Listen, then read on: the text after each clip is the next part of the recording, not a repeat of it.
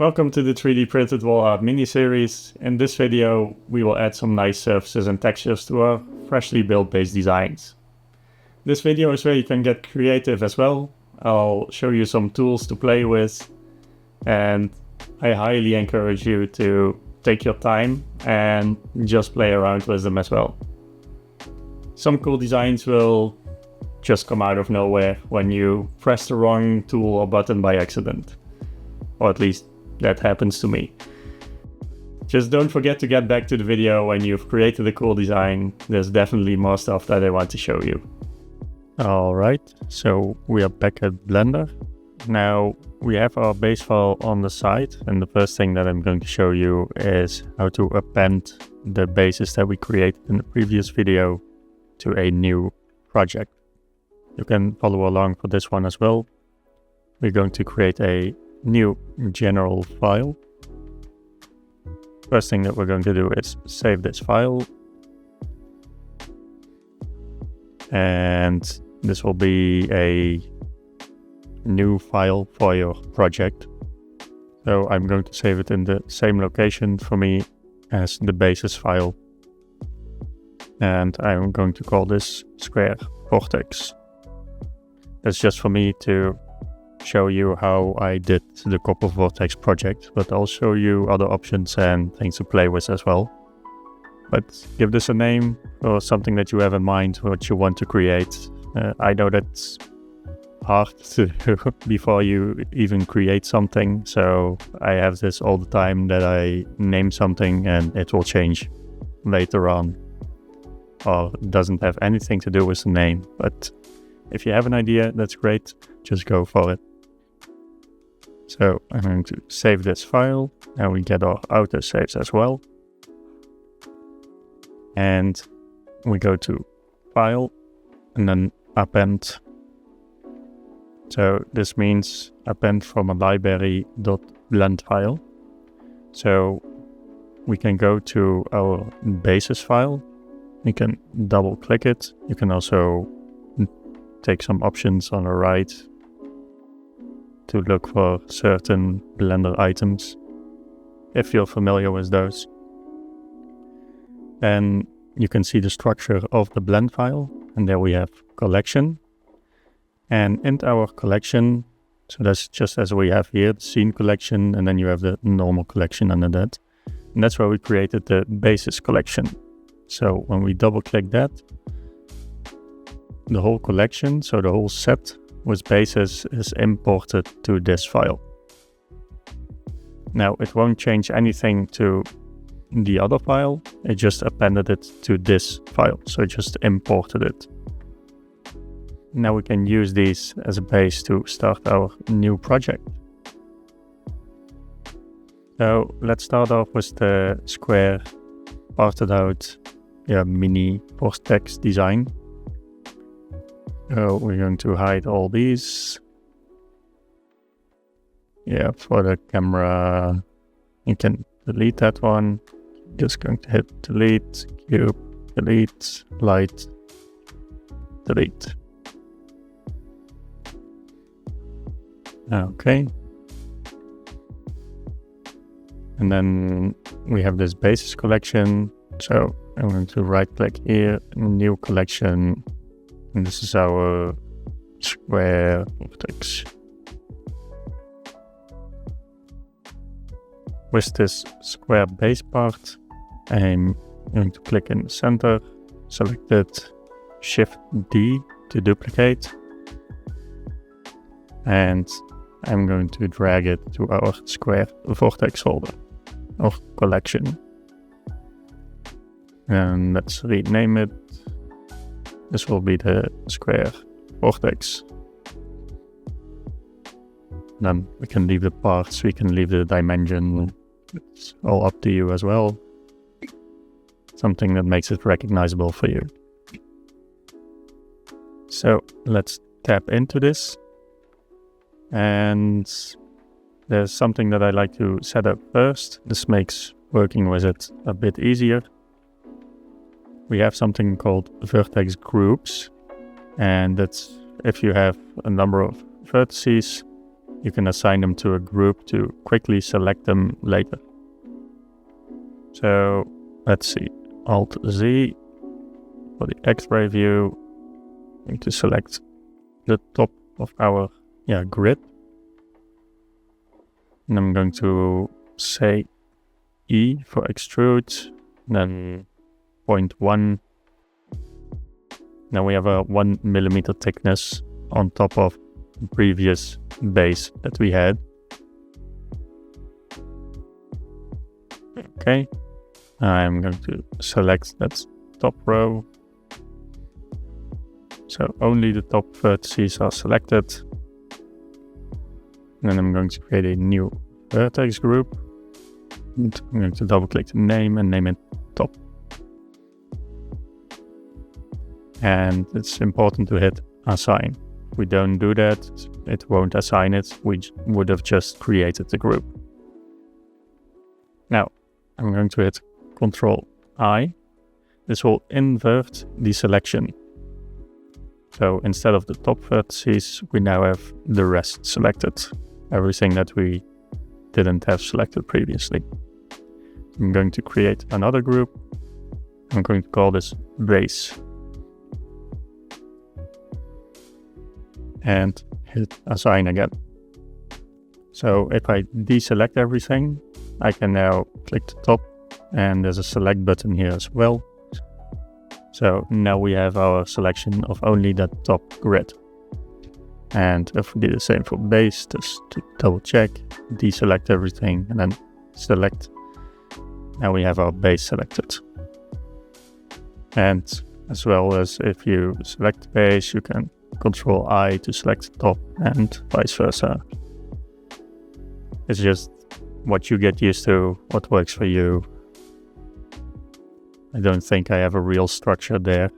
Just my mind goes wherever it likes. So one time I use Ctrl I and the other time I use select.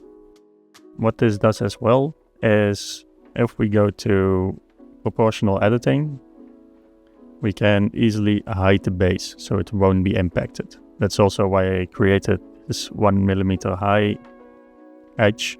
So we have our base vertices always ready there. So if we mess something up, we can just delete those and recreate them from the base up. You don't mess up the base structure. So for the base, I'm going to select them. And I'm going to press H to hide them. Now for the top vertices, I'm just looking because I don't think in previous versions it would still be visible, but maybe that's something new for version 5. Okay.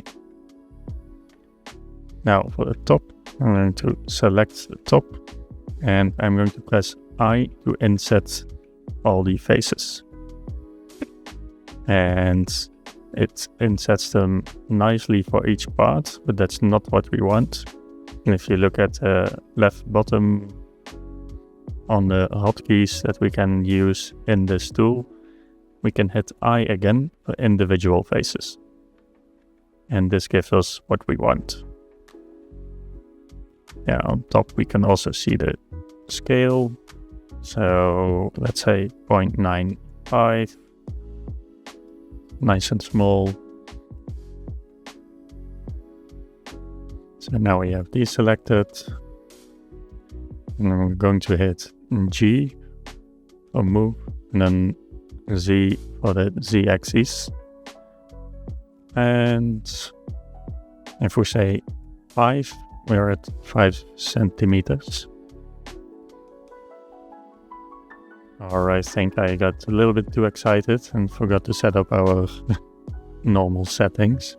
So for the render engine, you can set it to cycles or EV, both work fine.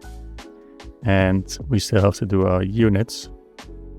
As you can see, it's not necessary, it's just the ease of use and to see what measurements you're working with.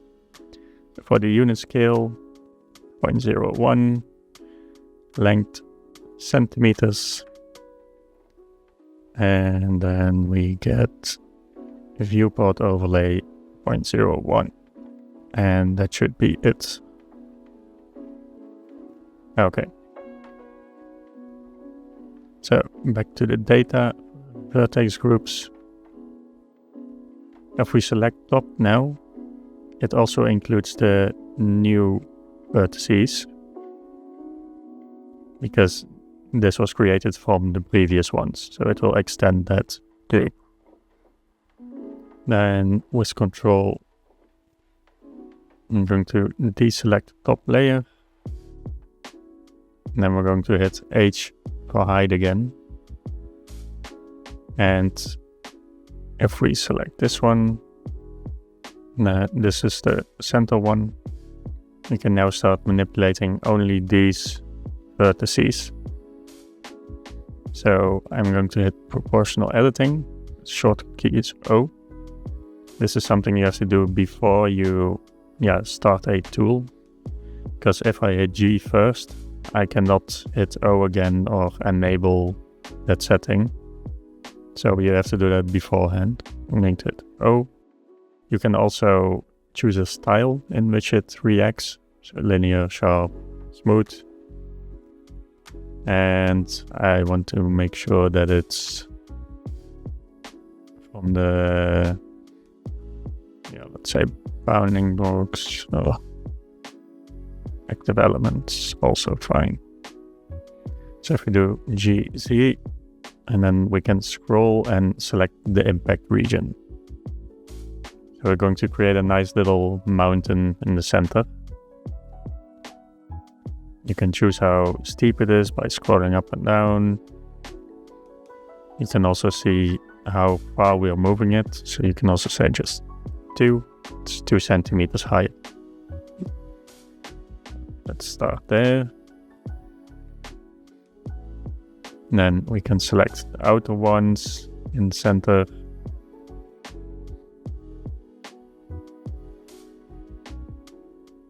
G and Z, and then move them down as well.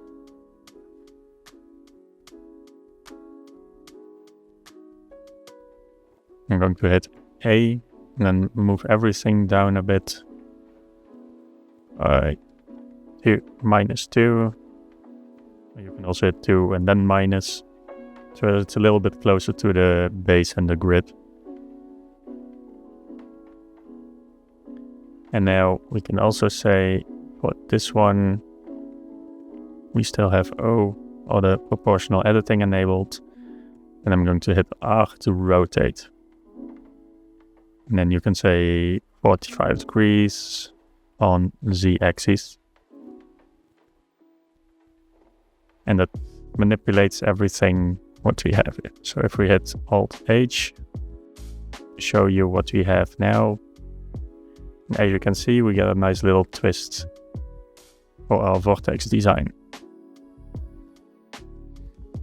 Now for the vortex, I played a lot with the height and how steep the most severe or sharp angles were going to be. We can do it again. That's, as you can see now, if we don't hide the other vertices, this is what happens. So that's not ideal. I'm just going to hit Ctrl Z to hide everything. That's also a nice way to go back. So if I twist this 45 degrees again, it gets quite sharp, but this will still print nicely. I think this is what I did, full 90-degree twist. And I don't know if I only did one proportional editing for the center area and the other one a bit larger, because we can do that as well. Because if we do the rotation again, I just undid it, but I can increase the scale. So it will also manipulate the edges now. So Alt H to see more again. And as you can see, the center is more focused because that got rotated twice. And the outer edge is only once.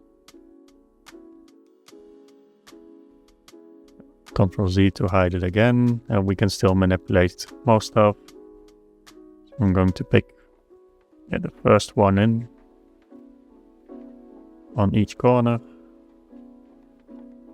And let's say rotate. Yeah, for this we need individual origins. Because if we leave this on the pivot point of active element, it will have the last one selected. And if we take individual origins, it will take each selection with its own origin. So if we do that now, rotate z-axis 45, and then increase the scale a bit. As you can see, we get nice smaller vortexes on the edges now. Just want to manipulate it a little bit. And if we do Alt-H to show what we have now,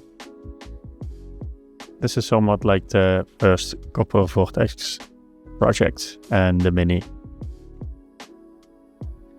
So that's basically how you create that complete design. Now there are so many options to play around with here. So for example, this is the square vortex then.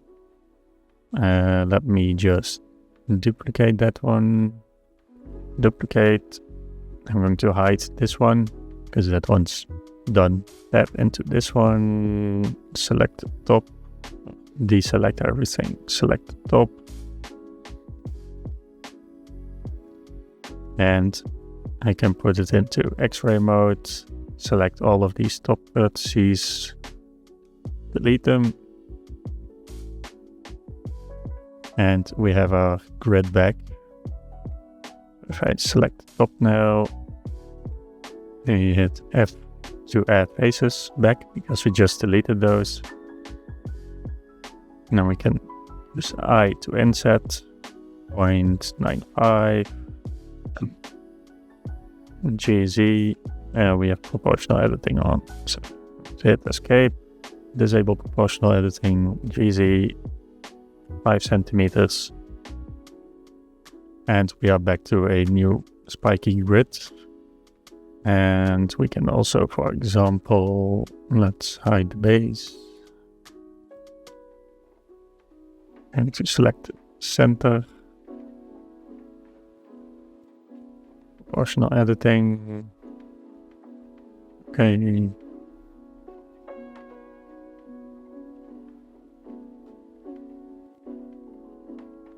Now we still have the bottom rows visible. And as you can see, it manipulates this as well on the edges here.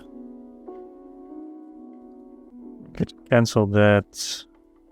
Hide bottom ones. And if, for example, if you just move this down and you already get a nice geometric concave shape as well. So this is all very easy to play around with. You can even, if you select all these top ones, you can even extrude them again and create even more shapes. So we can even scale them all up again. There are plenty of options to play around with. And if we take, for example, a few rows,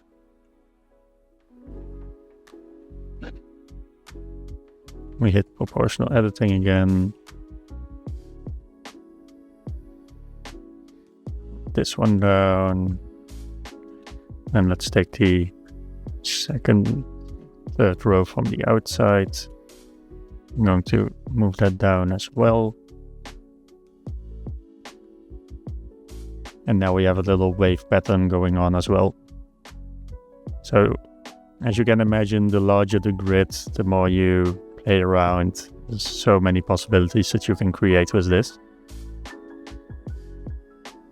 And even if your grid is different with smaller pieces per square, for example, you can create even more stuff. You can also just scale these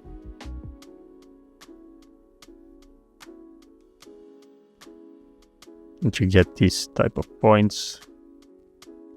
So there are plenty of options, and there's very much to play around with.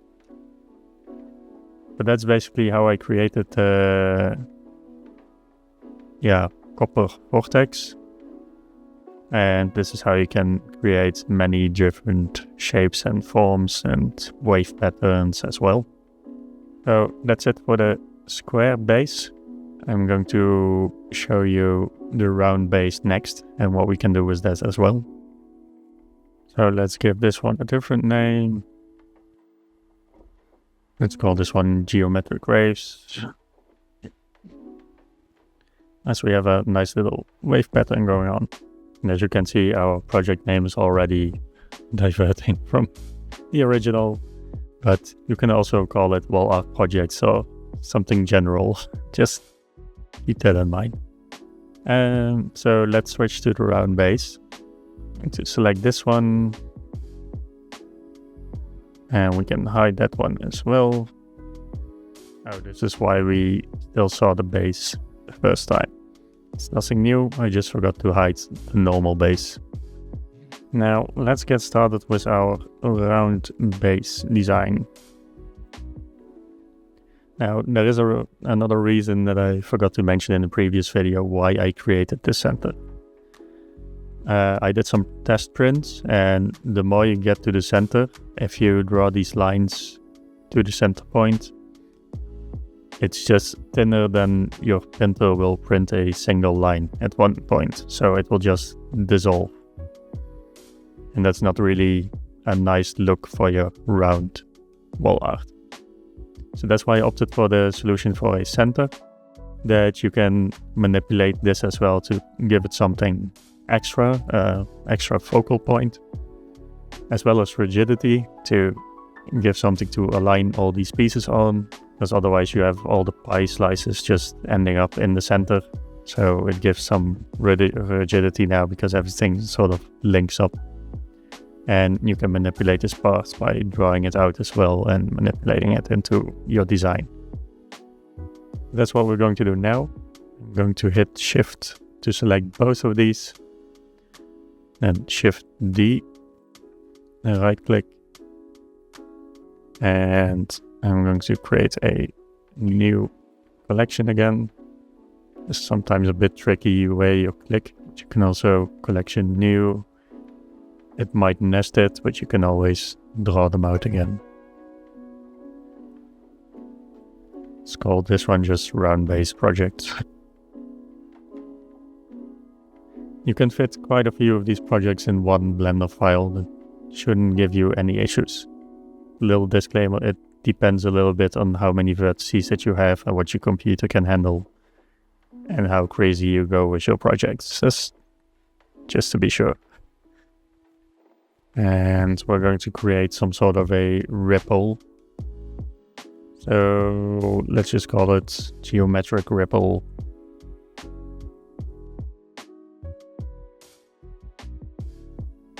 .22 centimeters, and I'm going to copy that, double click, paste, and center.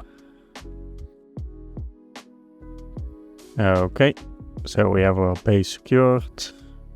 Let's tap into this base, and beforehand on previous parts we already sort of created these edge loops. I don't know what those vertices are, but if you have them as well, let's delete those because we don't need them.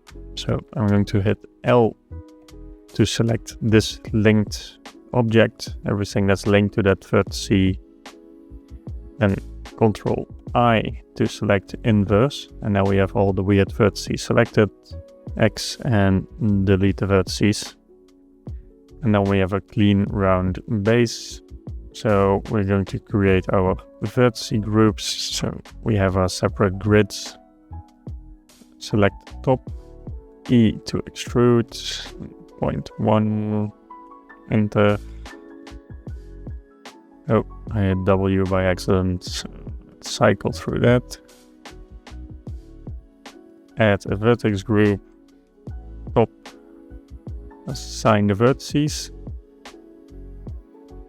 And then we're going to select everything else. You can also use Ctrl-I to select inverse.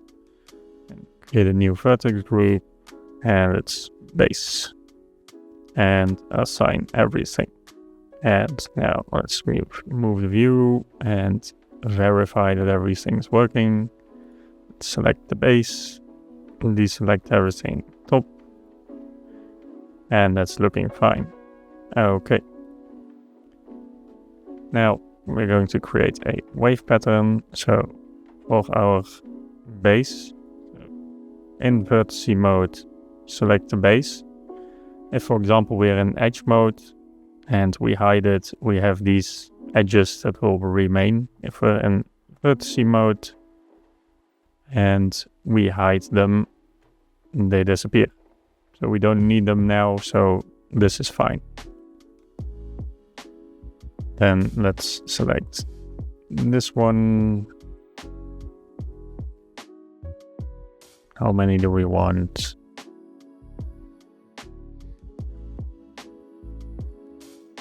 Yeah, if I now select the edges, because I'm in vertex mode, it will select everything in between. So I'm going to do 2, then hit these edge loops, just Alt and Shift Alt after that,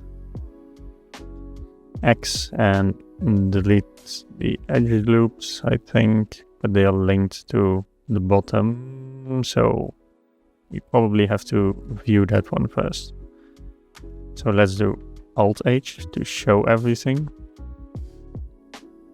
And we can select these now as well, just with the mouse button. It's a little bit easier. X, and then delete the edge loops. If we do that earlier, they will just remove the top layer. We will create multiple top layers on our grid, but the bottom ones will remain because we hid them. So your mesh won't line up anymore. Now we're going to do Ctrl-R, and let's see how much that we want. Let's do 9. Or we can go, let's see.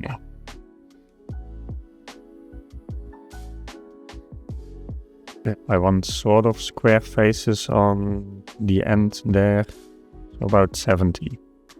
I want to prevent using modifiers for this, but I do want a smooth mesh to work with. So it looks like a lot of vertices and a lot of things to calculate, but it's less than using a subdivision modifier to apply that effect and calculate everything. So, and we have a nice and clean mesh now as well, with sharp edges and so on. So let's see. Let's select the base again. This is also with all the new vertices. Let's hide it. And we only have our top surface. And I once again have the other base visible. Or even worse, I'm working in the other base. Okay. So I'm just going to move these over to our round base project, and our untouched geometric shapes, I'll move them back to the bases. Now we can't name them the same, but we missed the parts thing as well. Okay. Let's copy that.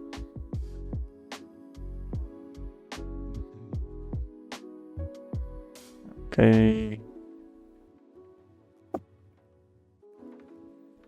And this is a round base part, 22 centimeters. You didn't make this mistake. Good on you. You were paying attention more than I did. Okay, and let's write this one. And now we have a round base with the proper name, so we can continue. So let's hit 2. And because the rest is hidden, we should not be able to manipulate that grid. And let's see. Let's take, for example, every 5th row. This one. I selected it with Alt. 1, 2, 3, 4, 5. And yeah, basically I have 4 here. So I want 8 in between those as well. So 1, 2, 3, 4, 5, 6, 7, 8. In between. Alt Shift select that one. 1, 2, 3, 4, 5, 6, 7, 8. Alt 9. And we'll do that a couple more times. 1, 2, 3, 4, 5, 6, 7, 8, 9. 1, 2, 3, 4, 5, 6, 7, 8, 9. 1, 2, 3, 4, 5, 6, 7, 8, 9. 1, 2, 3, 4, 5, 6, 7, 8, 9. And 1, 2, 3, 4, 5, 6, 7, 8, 9. There are a few more left here. Okay. And we can do now with proportional editing enabled, so the O key, we can pull these up and we get sort of a ripple going on. See what looks good. Just a little bit. Let's say 0.4.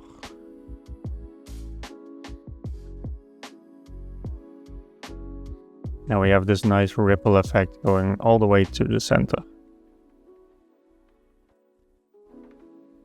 And we can even go further now by unselecting this one. You can set this to individual origins. G, Z, move up a little bit again. Like 0.05.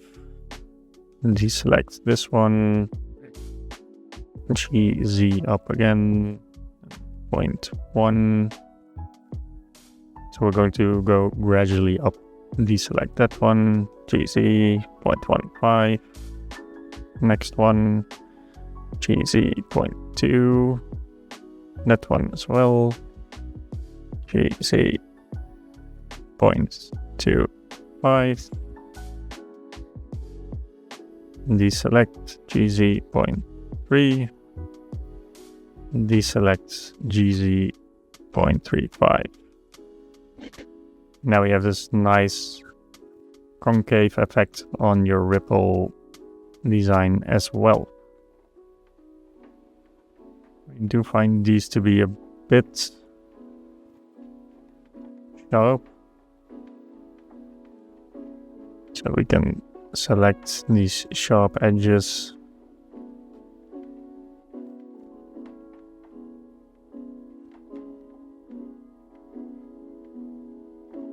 And if you hit G and G again, it will slide it on these edges. That's what you can see in the bottom as well. You right click, you hit G once.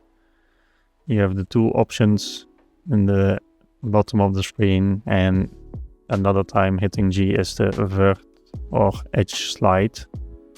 If we go all the way up against the next vertex, and then do it again, G and G. We have we can also, in the top, you can see where it is. So if you do 0.5, it's in center.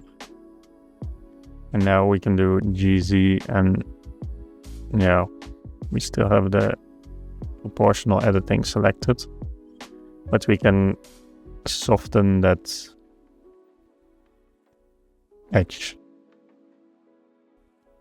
And we can also do that for the other edge next to it. So select those as well, just to give it a little better flow effect.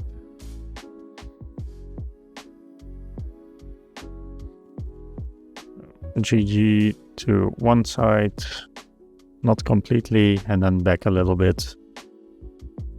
It's sort of in center. Now you get a nice ripple going on.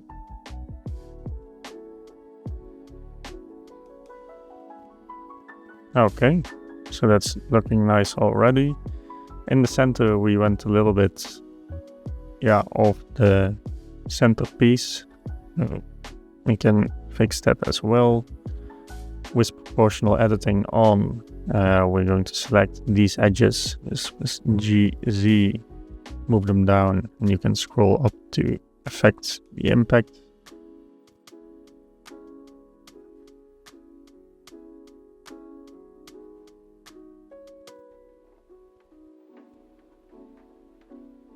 So our ripple effect is starting off very strong on the outside and getting more and more shallow towards the inside. Tap into that one. And we have a lot of vertices on here, so that's good. I'm going to hit 3 for face select, select the center, I to inset it.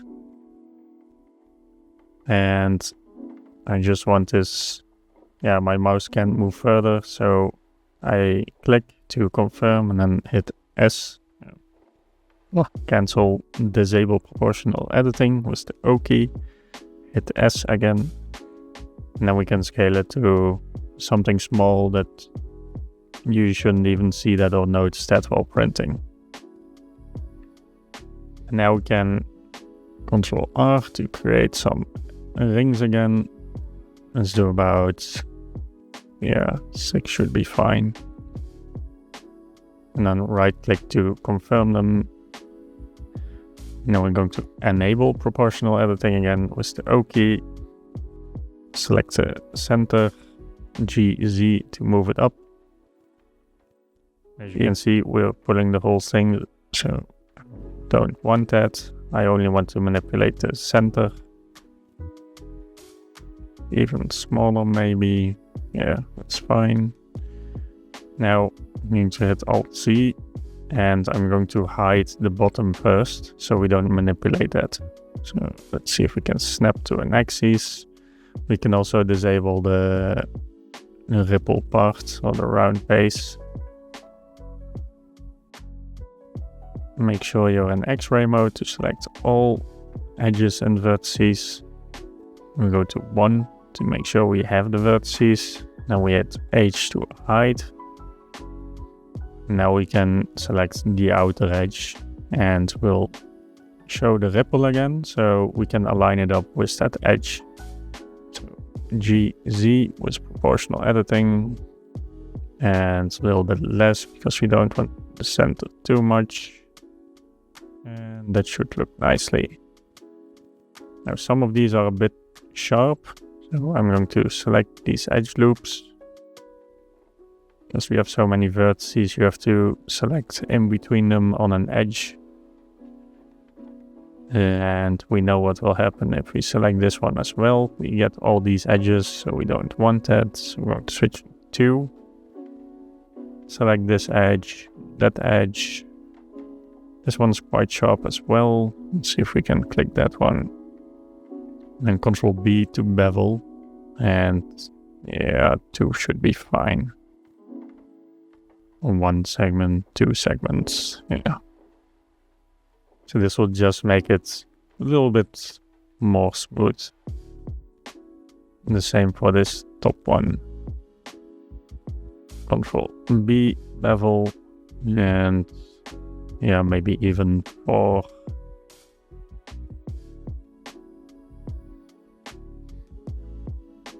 And I would even go to 3, select this one, and without proportional editing, just lower it a little bit so it's a little bit more sloped.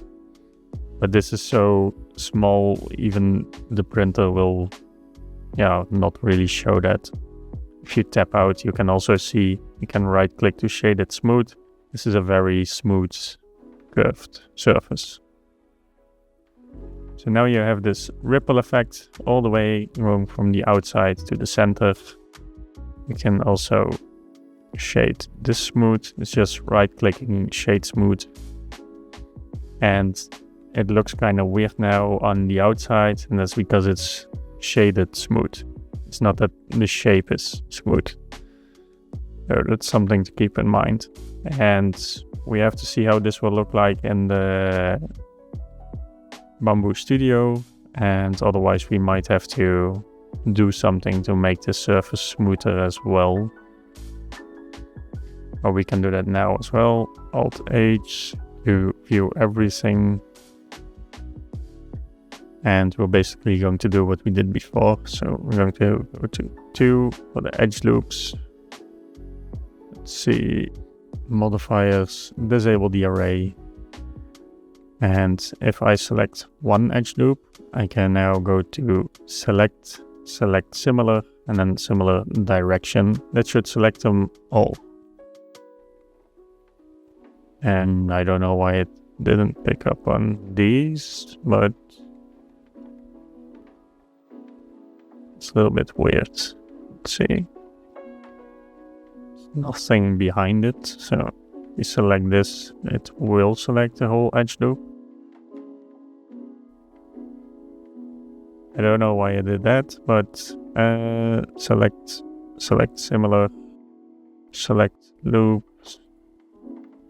It doesn't do it now because we're in vertex mode. Edge mode, select similar, direction. I cannot really explain that one. I think we can figure something out. Maybe like this. Edge rings. Oh, okay. Learn something new in Blender every day. But let's select the edge rings, or select similar. And then deselect these. Don't want to switch to 1. I don't want these front ones here, so I'm going to control and deselect those. I do want that one, so be careful not to deselect too much. And I don't want this last ring or edge. Or okay. Now we have all the edge rings selected. Now we can do Control B again to bevel them once more. And I think 0.05 and then about 2 segments, I think. Should be fine. Yeah. Let's see how our waves or ripple looks like now. Yeah, that's a lot smoother already. Shade smooth. Looks horrendous again, but we know that our shape is looking a lot better. You also can fix the shade smooth, but you have to work with edge loops and all that other stuff. If we put an edge loop on this side and put one here as well, as you can see, it will visually look better and close off these this mesh, but that's more for 3D design and how textures will look like on your designs. That's not something that we really need to think about when 3D modeling. So it doesn't look good, but in Bamboo Studio or your slicer software, you won't have any issues. So undo once again, no shade smooth, and we do have a smooth surface that should print very nicely. So that's sort of a quick ripple effect in Blender on our round base. And this is just to give you some ideas as well. So, for example, if you're working with the round shape, you can also go the opposite direction for manipulating. And that's, for example, if you use these and you go up and 3D cursor, let's rotate a little bit. And we have sort of an engine design or something. So, and when we disable the array, it's all just parts printed like these that just all fit together one by one, just with some interesting shapes as well. And we can even, without optional, we can scale this, move it a little bit. rotate it, and now it will even cover the center piece, so you don't even have to trouble yourself with editing or working on that. So that's just to give you some ideas as well. So if you do a crisscross pattern, sort of,